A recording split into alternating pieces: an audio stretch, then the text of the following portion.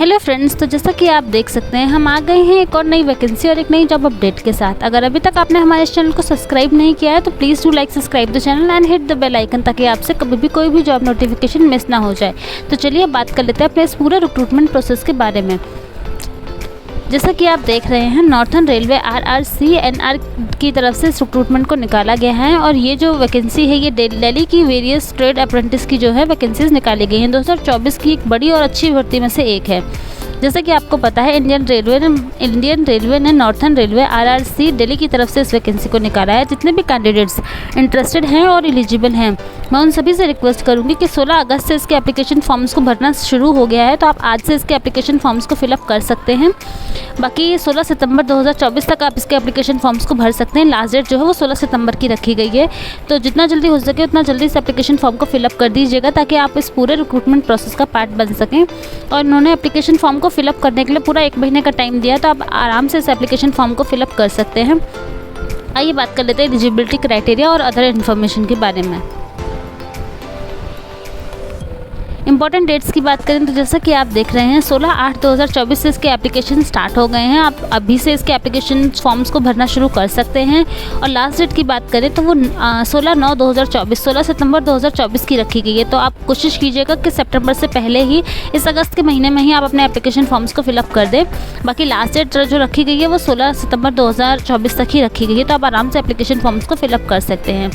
Application भरने की जो लास्ट डेट रखी गई है वो भी 16/9/2024 की ही रखी गई है, तो आपको कोई एक्स्ट्रा टाइम नहीं दिया जा रहा है एप्लीकेशन फ़ीस को सबमिट करने के लिए। और मेरिट लिस्ट जो भी होगी वो नवंबर 2024 तक आपके सामने रिलीज़ कर दी जाएगी, तो आपको उससे सारी चीज़ें पता चल जाएंगी। एप्लीकेशन फ़ीस की बात करें तो जनरल के कैंडिडेट्स, OBC कैटेगरी के कैंडिडेट्स और EWS कैटेगरी के कैंडिडेट्स के लिए 100 रुपीज़ हैं। बाकी SC ST फीमेल्स और एक्स सर्विसमैन जितने भी हैं उन सभी के लिए कोई भी एप्लीकेशन फ़ीस नहीं है। मैं एक बार फिर आपको कंफर्म कर दूं कि जनरल, OBC और EWS कैंडिडेट्स को ही 100 रुपीज़ की एप्लीकेशन फ़ीस को पेमेंट करना है। बाकी SC ST फीमेल कैटेगरी के कैंडिडेट्स और जितने भी अदर कैटेगरी के लोग हैं उनमें से किसी को भी कोई भी एप्लीकेशन फ़ीस नहीं देनी। सिर्फ जनरल, OBC और EWS की कैटेगरी के लोगों को ही एप्लीकेशन फ़ीस को पे करना है। और आपके एप्लीकेशन जो फ़ीस है वो पे की जाएगी ऑनलाइन पोर्टल के थ्रू। आप किसी भी ऑनलाइन पोर्टल को यूज़ करके इनकी जो एप्लीकेशन फ़ीस है उसको पे कर सकते हैं, चाहे वो डेबिट कार्ड हो, क्रेडिट कार्ड हो, नेट बैंकिंग हो, या फिर कोई और ऑनलाइन पोर्टल को आप यूज़ करके ऐसा कर सकते हैं। आइए बात कर लेते हैं इसकी एज लिमिट के बारे में। RRCNR अप्रेंटिस की जो जॉब निकाली गई है, इसमें आपकी एज लिमिट क्या रहने वाली है। तो आपको आपकी जो एज कैलकुलेट करनी है वो 16/9/2024 के अकॉर्डिंग ही कैलकुलेट करनी है। मतलब 16 सितंबर 2024 के अकॉर्डिंग ही आपको आपकी जो एज है उसको कैलकुलेट करना है। और मिनिमम एज इन्होंने 15 साल बताई गई है और मैक्सिमम एज 24 ईयर्स की बताई गई है।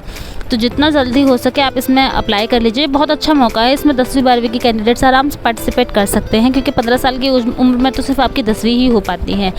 बाकी आइए देख लेते हैं अदर इन्फॉर्मेशन के बारे में और एलिजिबिलिटी क्राइटेरिया के बारे में। तो जैसा कि आप देख सकते हैं, पोस्ट नेम की बात करूं तो RRCNR वेरियस ट्रेड अप्रेंटिस 2024 की ये वैकेंसी का नाम रहने वाला है। टोटल वैकेंसीज़ की बात करें तो 4000 प्लस आपकी वैकेंसीज़ हैं। 4095 आपकी वैकेंसीज़ निकाली गई हैं।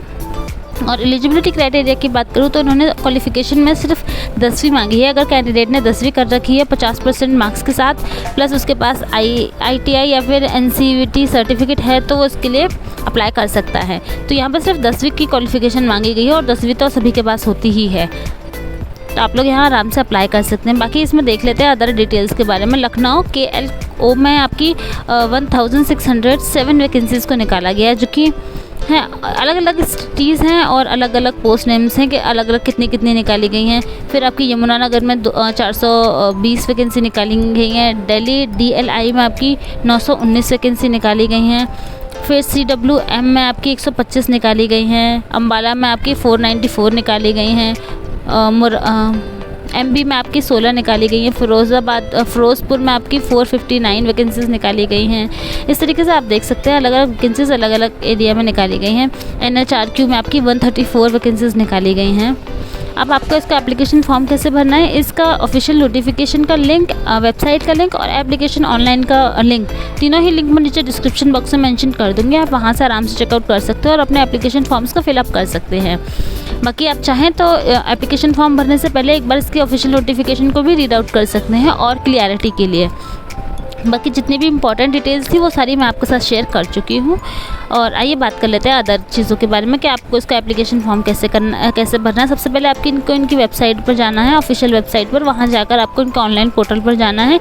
इनके जो ऑनलाइन एप्लीकेशन का जो फॉर्म है उसको ओपन करना है, रजिस्टर करना है खुद को, फिर ओपन करना है, सारी इंपॉर्टेंट डिटेल्स को फिलअप करना है, जितने भी आपकी बेसिक डिटेल्स हैं।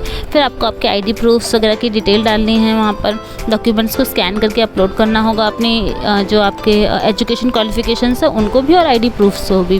फिर आपको आपके फ़ोटो और सिग्नेचर भी अपलोड करने होंगे। इसके साथ साथ ही धीरे धीरे आप सारी चीज़ों को कंप्लीट करते जाइए। फिर आपका जो एप्लीकेशन फॉर्म है वो फिलअप हो जाएगा। इसके साथ ही आपको एप्लीकेशन फ़ीस को पे करना है और एप्लीकेशन फ़ीस पे करने के बाद आप इसको सबमिट कर सकते हैं। सबमिट करने के साथ ही आपके पास ऑप्शन आ जाएगा कि आपका जो एप्लीकेशन फॉर्म है वो सबमिट हो चुका है। साथ ही आपके पास ऑप्शन होगा कि या तो आप इस एप्लीकेशन जो आपने फॉर्म को फिलअप किया है उसको प्रिंट आउट निकाल के अपने पास रख लें, या फिर अपने फ़ोन में, PC में या लैपटॉप में कहीं भी इसको एज एन PDF सेव कर लें, ताकि आगे आने वाले टाइम में कहीं आप कोई एप्लीकेशन नंबर या कोई माइनर सी डिटेल भी भूल ना जाएं, जिसकी वजह से हो सकता है आपके पास कॉल लेटर वगैरह ना आए। तो ऐसे कोई इशू क्रिएट ना हो, कोई परेशानी ना हो, इसलिए आप ऐसा कर सकते हैं।